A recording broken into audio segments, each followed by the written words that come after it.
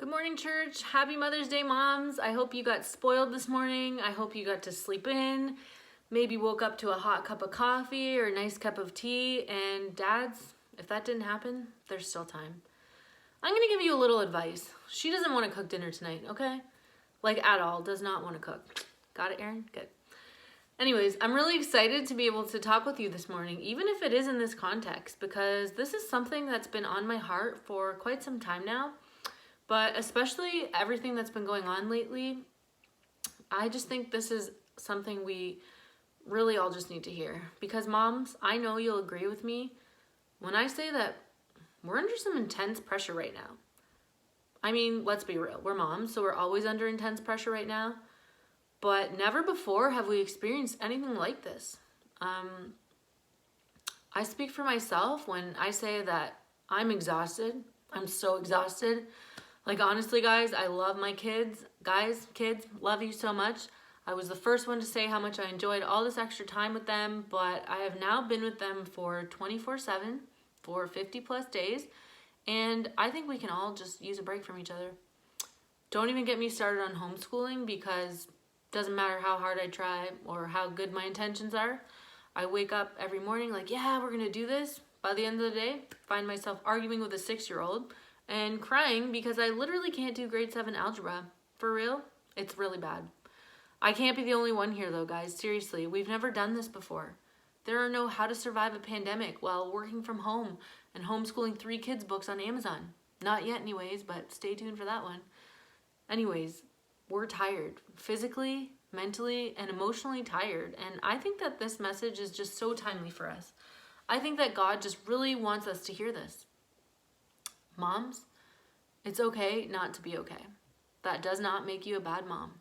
There are going to be days when you don't feel #blessed, where you feel like you've totally missed the mark. And guess what? That's okay. Have you ever had those days where you feel like everything is working out? You slept well the night before, you woke up before your kids actually got a hot cup of coffee down, your hair's like falling perfectly, your Cracker Barrel t-shirt just sits right. Okay, I might be the only one with a Cracker Barrel t-shirt. That's for another day. Oh, I miss Cracker Barrel. Anyways, aren't those days amazing? Of course they are, especially right now. They're glorious. I know they're so far in between. I know that they don't happen very often, but those are the days that people without kids fantasize about when they say things like, wouldn't it be nice to start a family? Let's have one boy and one girl exactly 18 months apart. Oh, we'll time it so they can always be friends. It'll be so nice and so perfect, and we'll all be #blessed.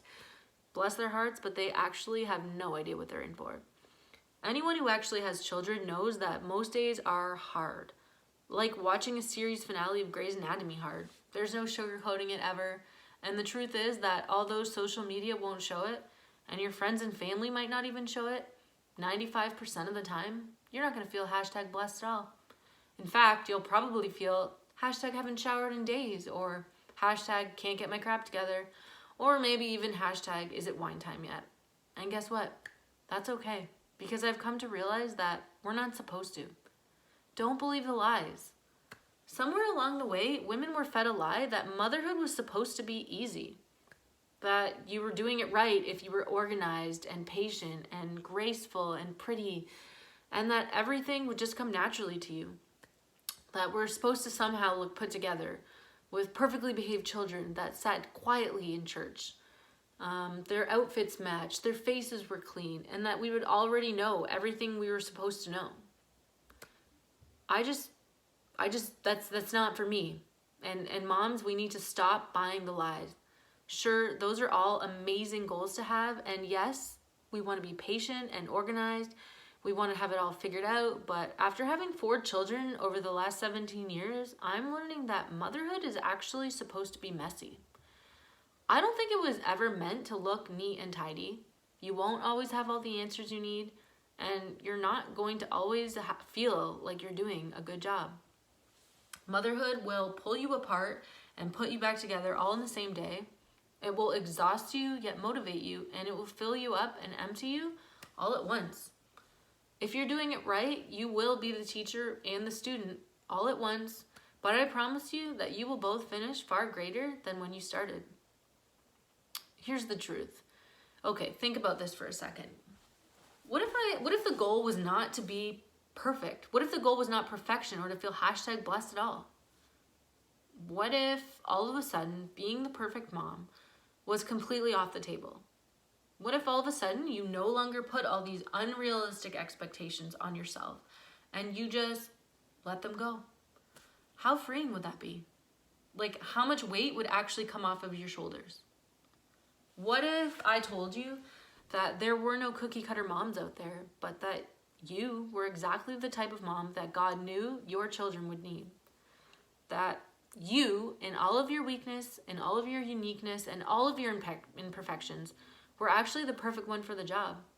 What if I told you that there was a larger story happening all around us and that God was painting a picture far greater than us, but that you and I were chosen to take part? That each and every one of us were chosen to raise our children at this specific time, and that even the most menial everyday tasks were an important part of shaping our kids into the people that God created them to be. What if I told you that not only were you molding your children, but that God was actually using motherhood to mold you? You see, God is not surprised. He's not thrown off. He knows you better than you know yourself. He still chose you. He handpicked you for the job. See, for me, when I started to think about it like this, I began to view my job as a mom differently. No longer was the goal to be the most organized mom with the healthiest snacks on the block and the cleanest laundry room or whatever it is that we do. Y'all know you do it. We all do it. But I just started to see that all the things that I did were more about shaping my kids into the world-changing adults that they were called to be than it was about being a perfect mom. That these were the days that they would look back on and they would draw their strength on. That these were the days they would draw strength from in their adult years, and that these years were the foundational blocks that they would one day build their families on.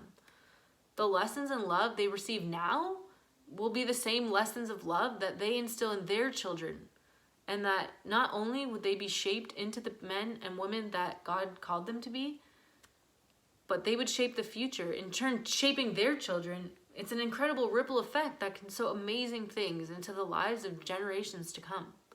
And guess what? It all starts with you. See, for me, when I started to realize this, it didn't matter how clean my house was or how nice their shirts were if I wasn't there for them. And trust me, I don't mean physically there for them, because we are there for them right now, but that I was like there with them emotionally, mentally, engaging with them, teaching them through my day-to-day life, that instead of letting mom guilt rule me or worrying about what the neighbors thought or worrying about what other moms thought of me or stressing about how badly I seriously need to mop my dirty floors, I was more focused on interacting with my children, playing, having fun, modeling a life filled with Christ, letting them see Christ in me in the little things, that they were loved and cherished and shown all the beautiful things that life and relationships have to offer. That instead of carrying around the weight of perfection all the time, I was free and happy and fulfilled, knowing that even though I may not see the fruits of my labor today, that it mattered, that it was all part of a bigger plan. I'll take a messy kid and sticky floors all day if it meant an afternoon eating popsicles and running barefoot in the grass. I'm starting to learn that my kids need me just as I was created to be, more than they need these picture-perfect filtered moms we see on Instagram. They need every lesson, every mess, and even more than that, they actually need to see me being the person that I was created to be. They need to see me being molded and shaped and showing grace to myself. Because in the end, that's all we want for them, to grow up and to be happy and to embrace who God created them to be. We want them to be able to show themselves grace when they fail and to learn from their mistakes and move forward. Isn't that what we want? Moms, we need to stop believing the lies so that in turn they will stop believing the lies. And then one day, maybe our children can grow up in a world where these lies don't exist. God has never called you to be perfect. He never once asked you to have it all together, and I promise you that He will make up where you lack. His mercy is new every morning, and His power is made perfect in our weakness. He's got your kids, moms. Motherhood is challenging, especially right now.